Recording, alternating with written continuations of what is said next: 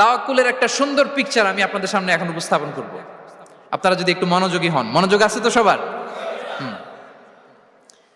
তাওয়াক্কুল কিভাবে করতে হয় আমরা একটু বিষ্ণু ইসা ইসলামের বায়োগ্রাফি থেকে দেখি।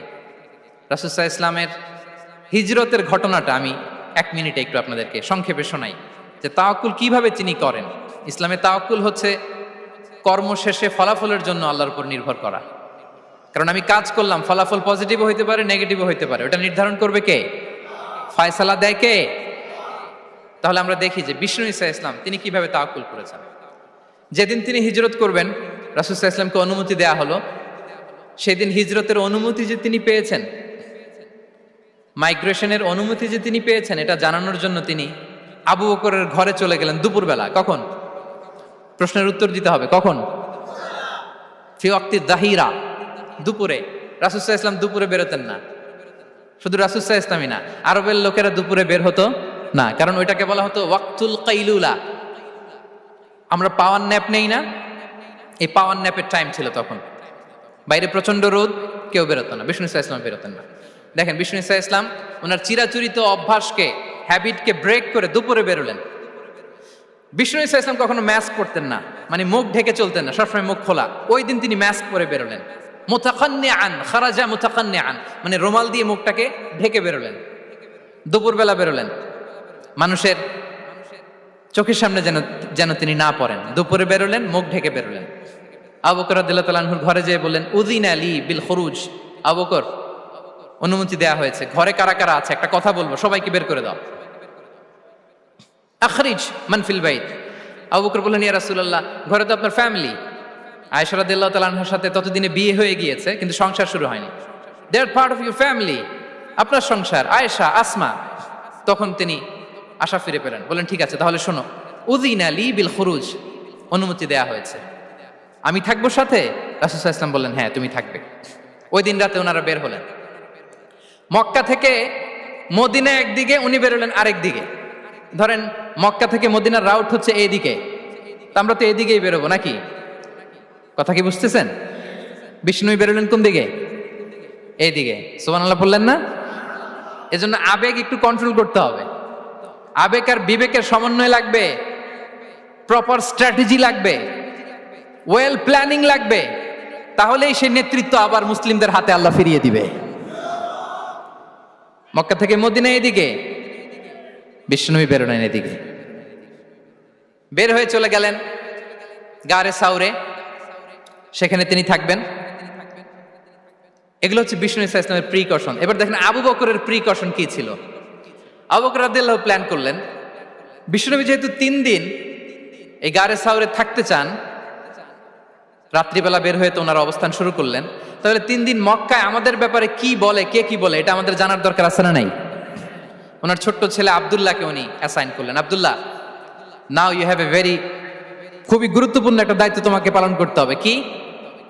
তুমি সকালবেলা মক্কার বাজারে যে এই দোকানে যাবা, ওই দোকানে যাবা, ওই দোকানে যাবা, দেখবা যে মক্কার কুরাইশরা কে কি বলে, কারণ তারা তো আমাদেরকে খুঁজবে, তন্ন তন্ন করে খুঁজবে। তারা কে কি বলে এই তথ্যটা এসে আব্দুল্লাহ তুমি আমাদেরকে দিয়ে দিবে। সুবহানাল্লাহ।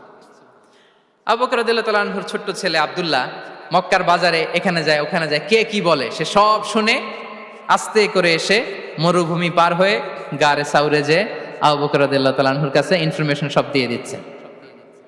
কিন্তু দেখেন, যেই মুহূর্তে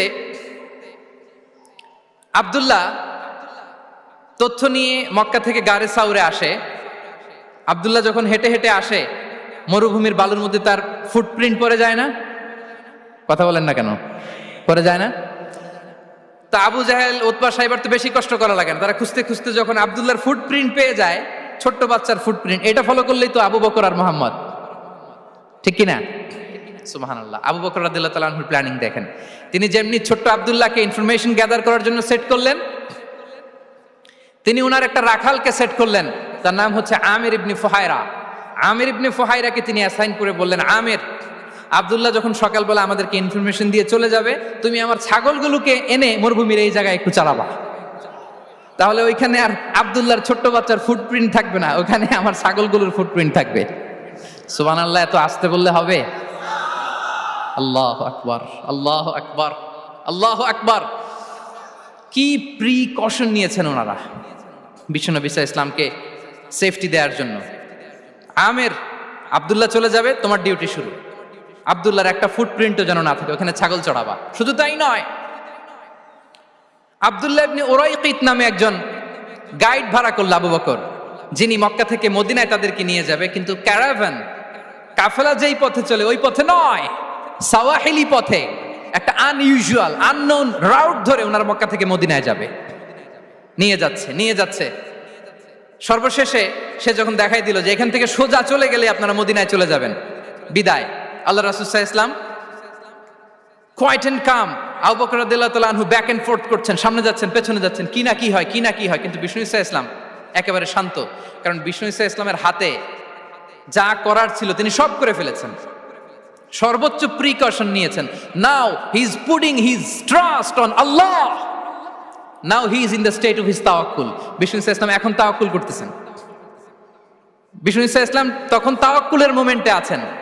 আপনি এবার এই হিজরতের ঘটনাকে অ্যানালাইসিস করেন। আবু বকর রাদিয়াল্লাহু তাআলা আনহু তিনি কতটা প্রিকশন নিলেন, বিশ্বনবী সাল্লাল্লাহু আলাইহি ওয়াসাল্লাম কতটা প্রিকশন নিলেন।